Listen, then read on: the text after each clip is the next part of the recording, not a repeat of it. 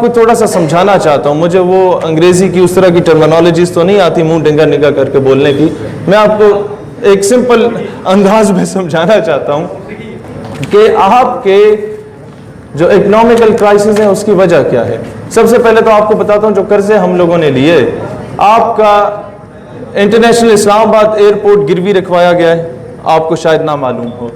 آپ کی national high وے ساری گروی رکھوا دی گئی ہیں, آپ کو معلوم نہیں ہوگا. موٹر وے ہماری گروی رکھوائی گئی ہے, آپ کو معلوم نہیں ہوگا.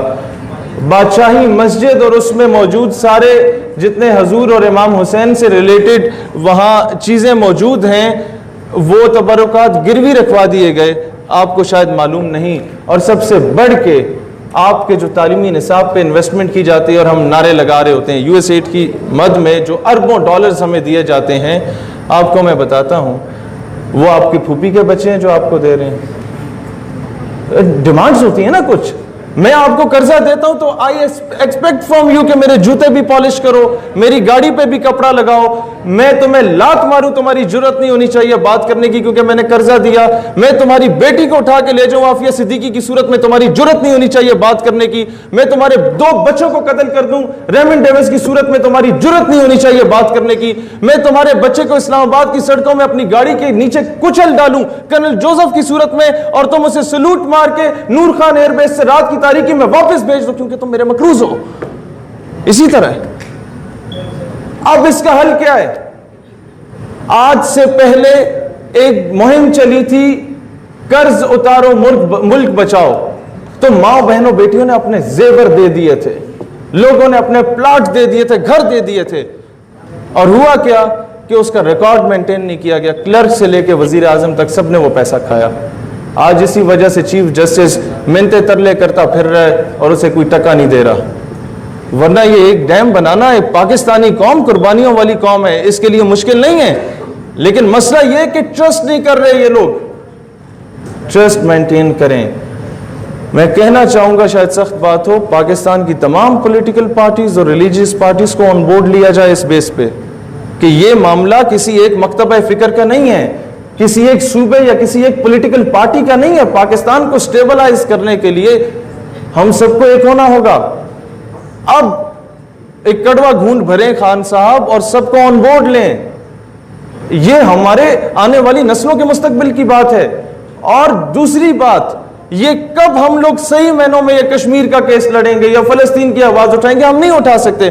ہم تو اپنی بیٹی کی آواز نہیں اٹھا سکتے. ہمارا وہ 3rd کلاس فورن آفس کا نمائندہ جا کے کہتا ہے کہ جی عافیہ پاکستان نہیں آنا چاہتی, اس کے ساتھ ڈیلی ریپ کیا جاتا ہے, وہ پاکستان نہیں آنا چاہتی. سخت بات کرنے لگا ہوں معذرت کے ساتھ. اس کی بہن کو کوئی اٹھا کے لے جائے اور بولے کہ جی وہ ابھی واپس آنے نہیں چاہتی. یہ تو اس طرح کی مثال ہے. تو خدا را یہ جب جا کے بھیک مانگو گے نا, جب کشکول پھیلاؤ گے, تو کبھی بھی آپ کی ماں بہن بیٹی کی عزت نہیں ہوگی. پھر پنڈ کا جو چودھری ہے وہ کبھی بھی بیٹی اٹھا کے لے کے جا سکتا ہے. اب لیڈرشپ پہ بات آتی ہے. میرے بھائیوں اور بہنوں, ہم اس دن ایک کامیاب اور خود مختار قوم بن سکیں گے جو یہ مانگے تانگے کی 2 روٹیاں ہم لوگ کھاتے ہیں اس کو مسترد کریں گے اور حق حلال کی آدھی روٹی پہ گزارا کرنا شروع کر دیں گے.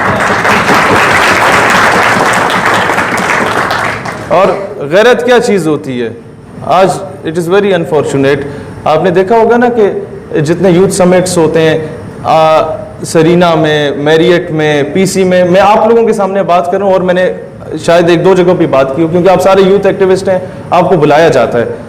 جب برما میں ہماری بہن کے تکے بوٹیاں بنائی جاتی ہیں, انہیں برہنہ کر کے اس کی ویڈیوز کو وائرل کیا جاتا ہے, آپ لوگوں کی نظر سے گزری ہوں گی.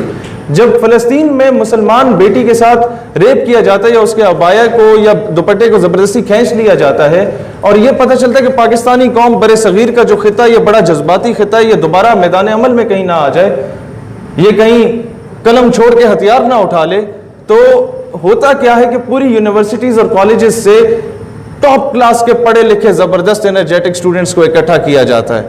اور انوائٹ کیا جاتا ہے امریکن ایمبیسیڈر کی جانب سے سرینا میں یا میریٹ میں, وہاں آ کے امریکن ایمبیسیڈر آپ کو درس دیتا ہے کہ بیٹا Islam is a very beautiful religion, it teaches us the message of love, peace and interfaith harmony.